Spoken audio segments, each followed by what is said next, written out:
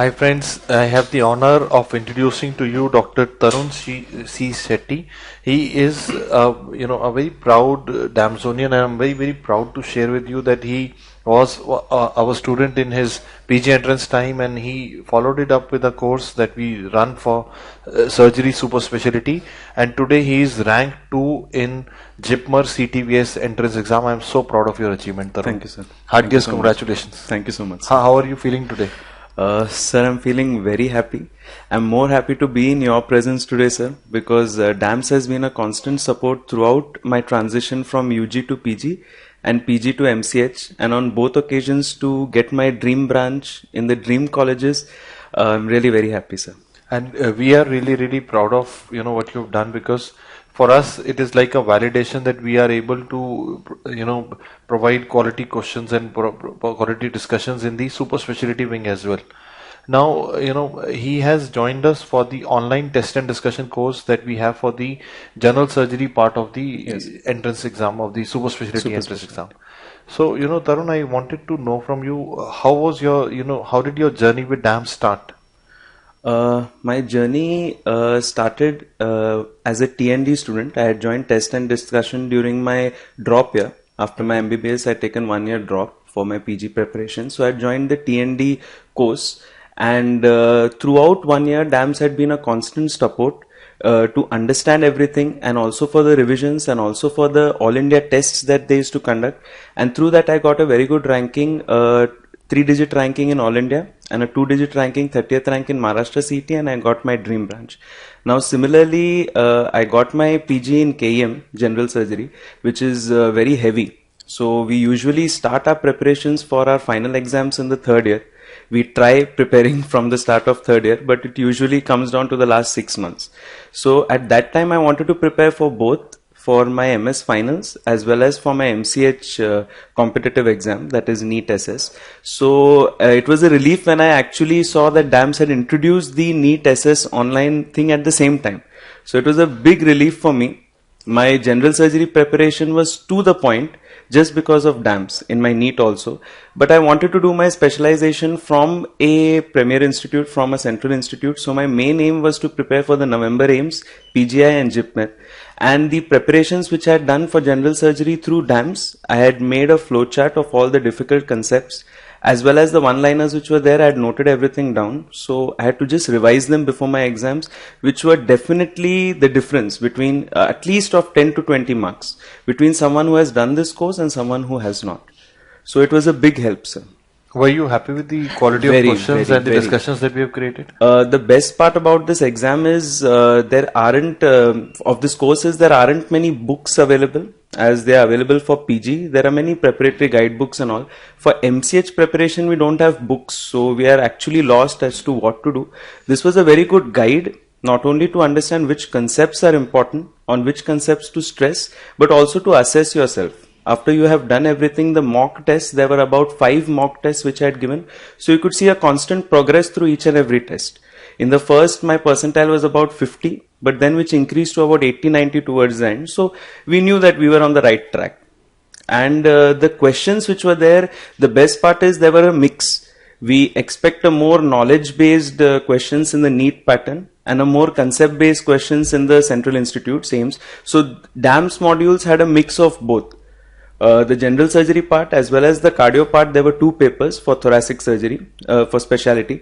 So both included both. There were good pictorials, which actually turned up in the AIMS exams also. There were 4 pictorial questions, and all means you could understand these topics are important. So we had to stress on these topics from standard books like Spencer, which I had referred to in CVTS. So I could answer all the pictorials rightly just because I had prepared in this fashion.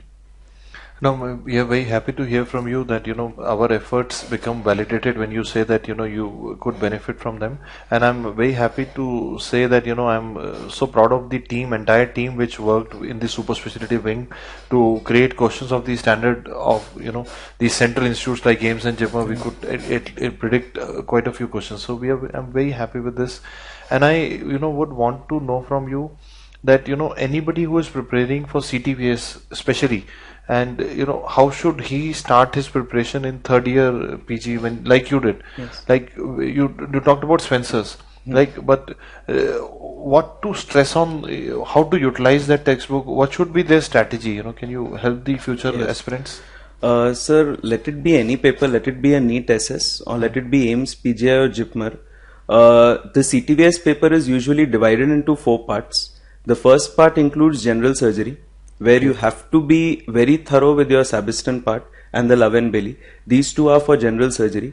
The second part is ECG, where there are minimum 5 questions. So you have to be very good in your basics. And then online there are many sites in which you can actually test yourselves. Now KM being very heavy, I could actually, read all the ECGs for the patients which we were seeing in and out. This is how I did my ECG part. Then the basic CVTS part, that is the anat physio and the basic part, not the super specialty part. The basic part is covered well in Sabiston itself. There is a whole separate chapter. Chapter means section, which includes the aorta, the congenital heart diseases, valvular heart diseases, ischemic heart diseases, and peripheral vascular disease. This has to be completed from both Sabiston and Love and Bailey. And then we come to the actual in-depth part, which are few topics, like again the same, but you have to do it in depth. So for these topics, I referred Spencer. I have not done Spencer from cover to cover. It is only these important topics, which again, through the DAMS papers which I have solved, I have come to know which are the important topics. So I could stress more on that and not stress on the parts which were not, because as I was short of time, I had to go for this method. Actually, I wanted to read Spencer through and through, but this was the best that I could do, and it gave me good results also. Plus, I think it is like anybody who is doing MS in surgery would be short on time. It is very important to understand. And you are short on time. You have to do it well. Then you have to balance it. And I have seen that any exam that we might be giving today, any competitive exam, primarily they are focusing on basics. I'm so happy to hear from you. They face putting their stress on ECG, congenital heart disease, cardiac anatomy, vascular anatomy, and then a bit of the depth part. Yeah. Actually, I am preparing for MRCS also. So the anat physio part, which I had actually covered, there are a minimum of 10 to 15 questions. People actually run behind Spencer reading everything, but there were at least 15 questions which actually stressed upon the anatomy of the heart, the various action potentials, the various currents, the various channels. There were at least 10 to 15 questions in both AIMS as well as JIPMER. So this part has to be done before these exams. This is a must. Basics have to be done. You can do Spencer, that is also a must, but I think this part weighs more than that part. And I have always seen, to get a top rank in the central institutes, it is the smart study which pays you better. Definitely. So, his idea has been, be thorough in the CTVS part from Sabiston, be thorough in your general surgery in Toto, utilize the DAMS online test series and the discussion series to find out what topics the teachers are stressing on, and go deeper on those topics. And then, any differences that you saw in the different central exams that you appeared, and you would like to recommend something to future aspirants? These are the basic things which have to be covered for any central institute exam or a NEET SS.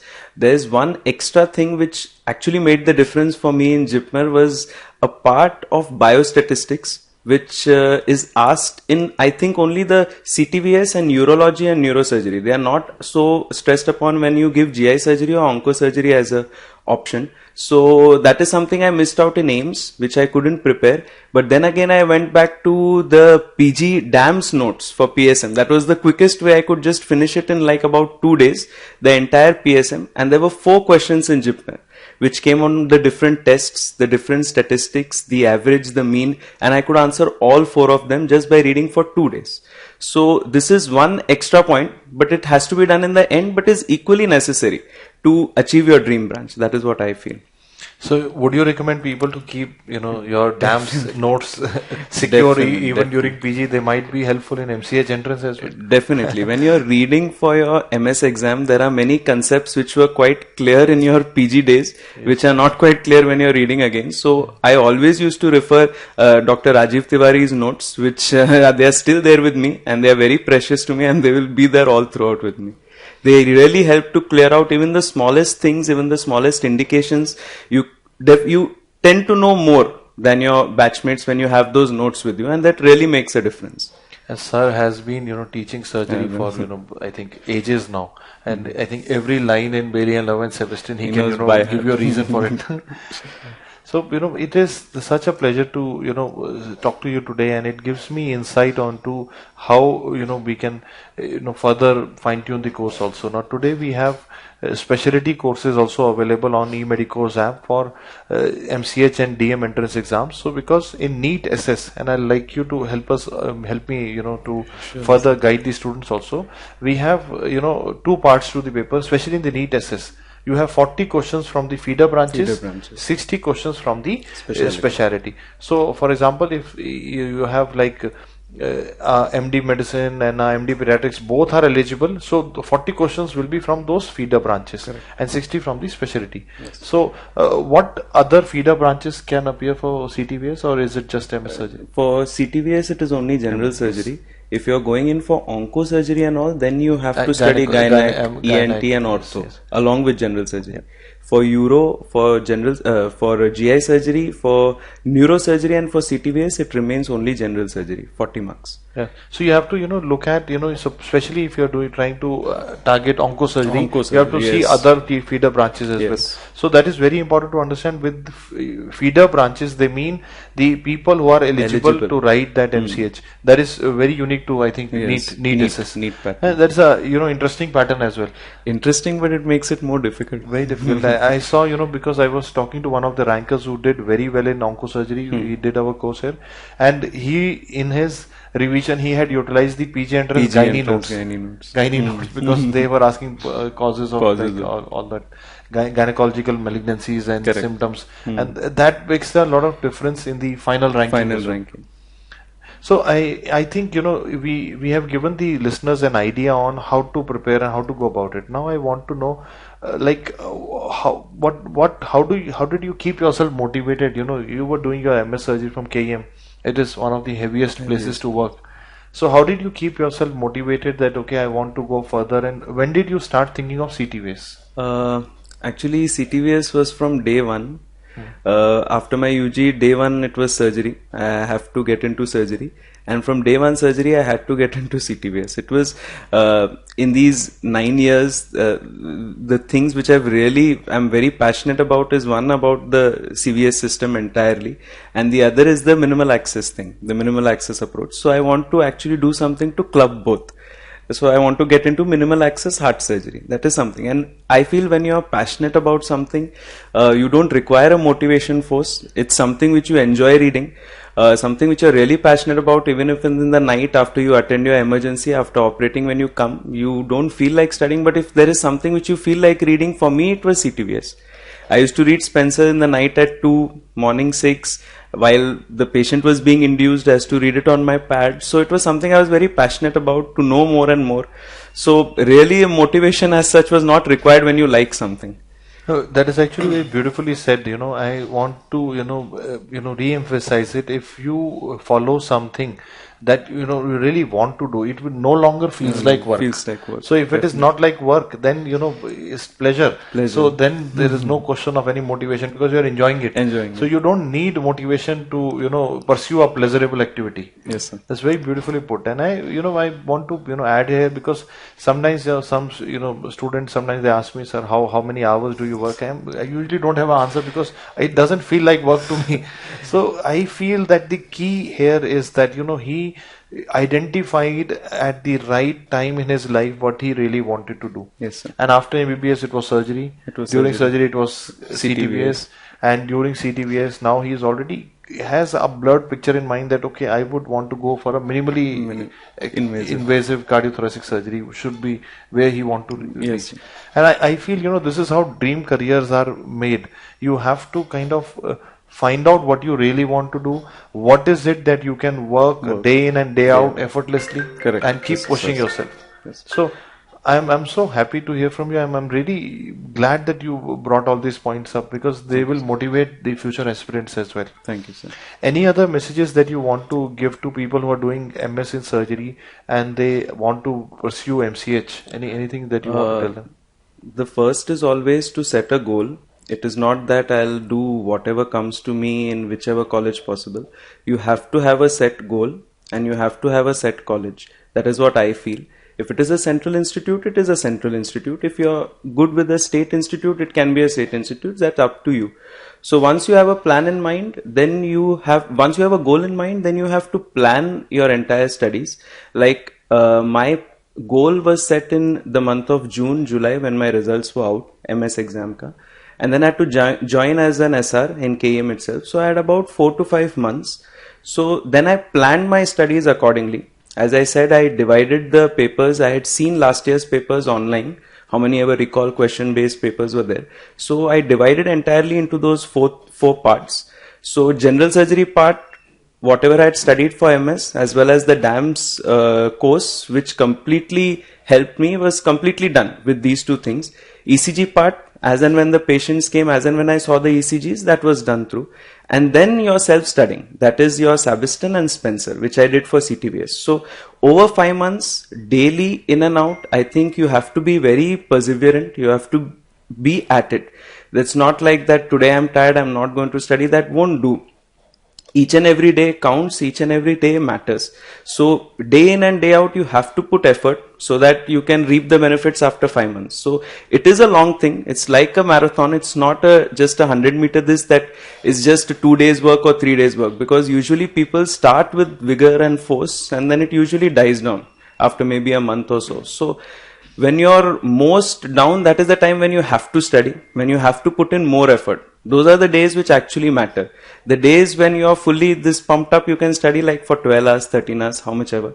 But the days which you're feeling down, that is when actually you have to put in the work, and that is what makes the difference to the actual output that comes. And I'd like to add here is that like institute that he is talking about, it makes a lot of difference at the super specialty level. Now I want everybody to understand, because some of you who are listening to me today would be MBBS students, they may not understand what he's saying. Like when you are at the MBBS level, it hardly makes a difference. Like you are in a college, B college, C college. But as you go higher and higher, when you reach MS level, it will start making a bigger difference.